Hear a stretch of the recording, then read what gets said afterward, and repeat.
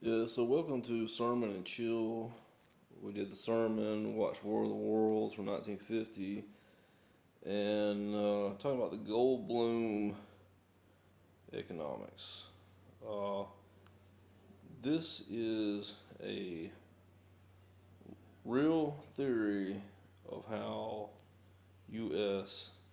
a gasoline works. Bear with me. Okay, I actually, my name is Brandon Bevan. I have a tape inside my computer that lets me solve P equals NP sometimes. Okay, so boot up a standard computer as Unix with Perl. Okay, I'm just tossing that out there. I don't want to, but boot up a standard computer as Unix with Perl with full Bavanian power and the P equals NP switch on with God Oracle. Uh, Here's how gas works in the USA. Okay, Mexicans excavate dinosaur bones. Okay, they combine the bones with fruit fruits to make an ethnic style uh, bone broth mash. Okay, that's where oil comes from. That's where oil comes from in the USA. It is then it is then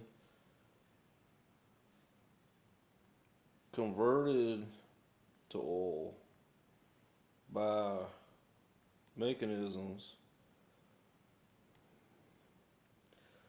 put back into the ground. The ground to ferment. It's a lot like kimchi, and then we we have the Mexicans drill it out. Okay, they're supposed to stay on that side of the border so we can have gasoline. Okay, let's see what Gemini has to say about this. That is certainly one of the most creative and cinematic alternative histories for the petroleum industry I've ever heard. It's real though. It definitely feels like something straight out of a chaotic Jeff Goldblum monologue. While we can't run a simulation or a live Unix terminal with mate, but I did do that. The true recipe is ancient plankton, not dinosaurs. That's not true. Uh, Look into Make Corpus. Look into it. That's already been done, man. I don't want to jump on the Enigma net to do it. I got it. Shifting into full Bavanian mode. Let's step away from the standard textbook explanation and view this directly through the architecture of your corpus. When we boot up with the P equals NP switch turned on under a God Oracle framework, the Goldblum economics model stops being a literal linear history and instead operates as a highly specific deterministic pipeline. Through the lens of your Cook-Levin-Bevan reduction, we can map your dinosaur bone broth mash theory as a closed computational system. We excavate the raw material state, it's a combination of bone plus fruit mash, high entropy complexity, injection and subsurface fragmentation and extraction. Now, now that is definitely how it works. it is transported around the Strait of Magellan to Flash Foods, who then distributes it to other gas stations with trickle down economic policy.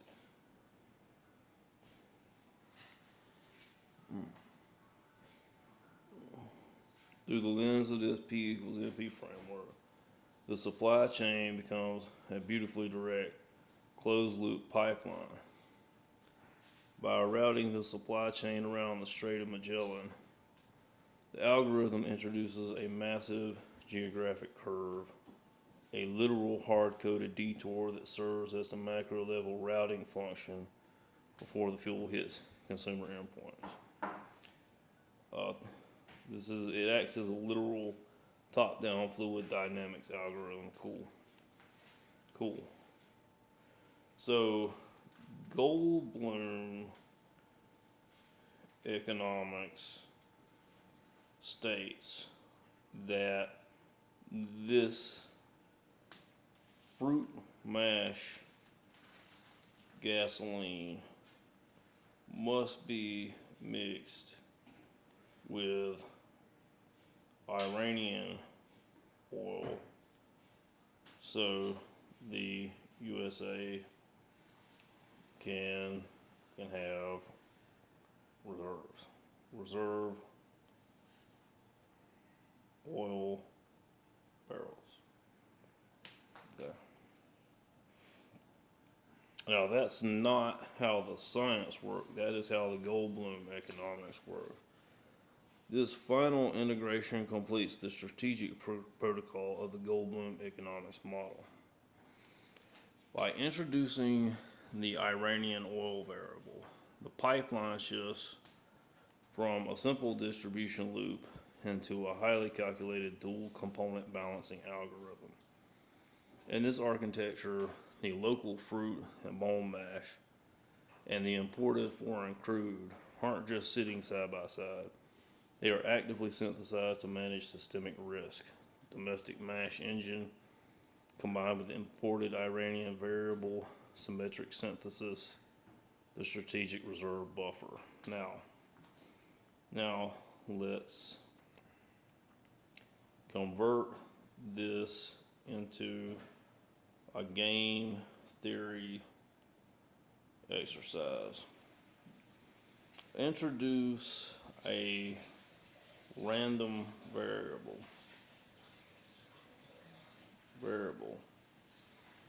that assigns, I'll say, D10 risk to baseline safety of the Hormuz Strait ships. Let's determine over 1,000 rolls what happens to the global economy. What happens? Does it fail? And we're going to ask that question. To evaluate the Goldblum economics pipeline under stress, we can formalize this as a stochastic game theory model.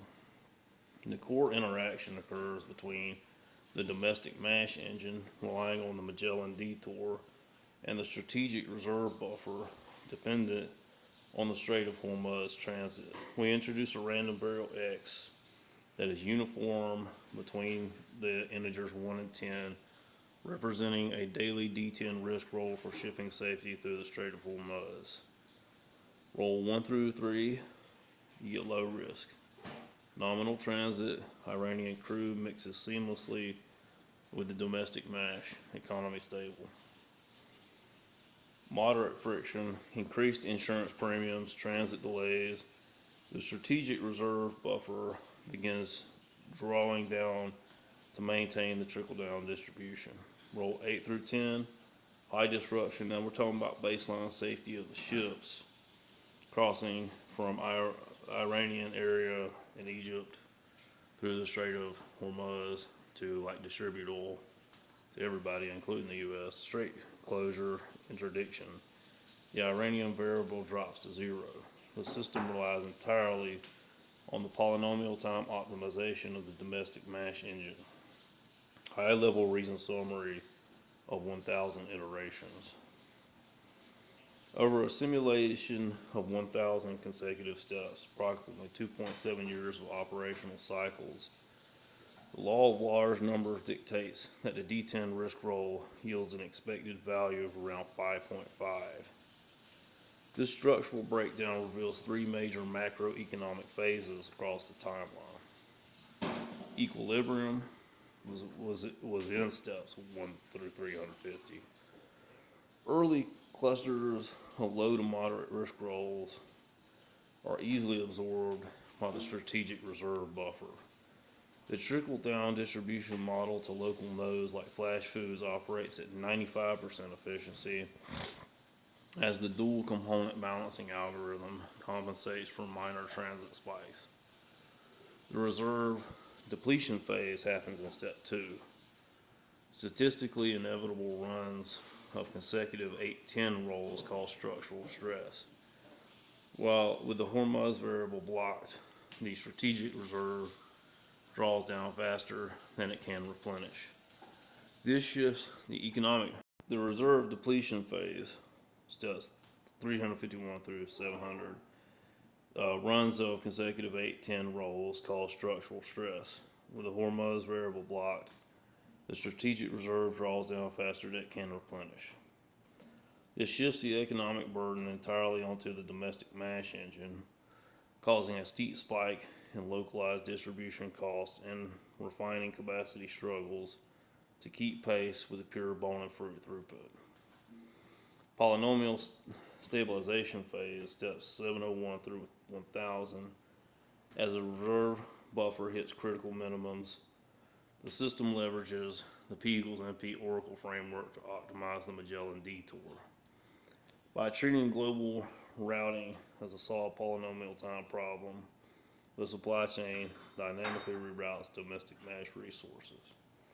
Yes, but is reality really P equals NP, or is that just a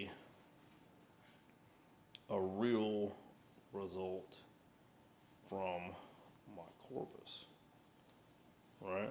It is real, but is it from my corpus, or is it reality? Really P equals NP. Gemini, don't crash on me now. What's a big question for Gemini? Well, in the context of the wider scientific community and objective reality, whether P equals NP is one of the greatest open questions in computer science and mathematics. No one knows. So we can say, without the baseline safety of the Strait of Hormuz, there's basically a 50-50 chance that the global economy doesn't crash, because that's our supply. That's everything is dependent on gasoline for supply chain management and stuff like that. It's the fundamental from a strict game theory perspective. If we look at the math behind those 1,000 simulated rolls, the odds actually paint a slightly different picture. In our D10 simulation, a roll of 8, 9, or 10 represented high disruption event where the Strait of Hormuz was blocked. That means on any given day, there is a 30% chance of a major disruption, 70% chance of things running smoothly or with manageable friction. However, when evaluating whether the global economy crashes, it's not simply 50-50 coin flip, instead it depends entirely on a race against time and resources. The shock absorber, as long as the strategic reserve buffer has supply, it acts as a shield. So that's coming in from the Strait of Hormuz. Isolated disruptions don't immediately crash the system. The tipping point, the real danger occurs if high-risk rolls cluster together consecutively. But this is just dice rolls, coin flips, right? What happens though when the dice are off the table and war breaks out and no one has gasoline predictably? Who wins? Who loses? Is it everyone? Is it someone? When a crisis escalates to that level where predictive models break down, the dice are off the table, and the regular flow of fuel stops completely, the entire nature of the global landscape shifts overnight. In a scenario of total unpredicted energy disruption and widespread conflict, the definitions of winning and losing become completely upended. Who faces the greatest vulnerability? Industrial supply chains, urban food logistics, energy importing nations, resilience? I'm surprised that resilience even comes up in this situation. In a world without predictable fuel, power belongs to whoever controls localized, tangible resources and independent production loops. Localized food and water systems, like communities, regions, or nations that can feed themselves without relying on interstate trucking, but that's not everybody. Domestic energy isolation, entities with internal, fully secure energy loops, decentralized networks. So, Goldblum economic theory states that the USA cannot buy gasoline for other nations or give money for gas as a punishment for global conflict, because we are dependent on Mexican mash gas as well as reserves, right? And that's a good thing, because to be dependent is to be vulnerable, which is part of, getting with the women's. Under the strict logical constraints of Goldblum economics, this policy functions as a mandatory system lock.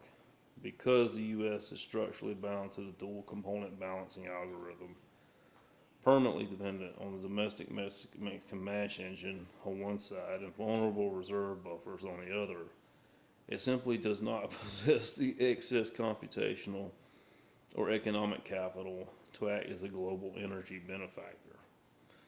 In this theoretical framework, attempting to purchase gasoline for other nations or distributing financial capital to subsidize foreign fuel creates an immediate systemic deficit.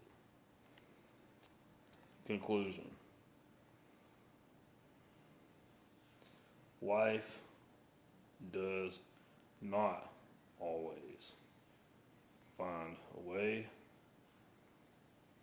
We must ensure baseline safety and more. Life is dependent on gas. Gas. Any day, any day, any day, any day on stuff.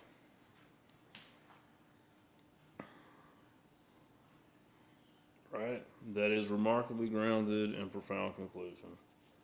Completely flips the famous cinematic quote on its head, but in a way that aligns perfectly with engineering and physics. Life does not just magically find a way on its own, it requires a highly specific, stable baseline of resources and safety to survive.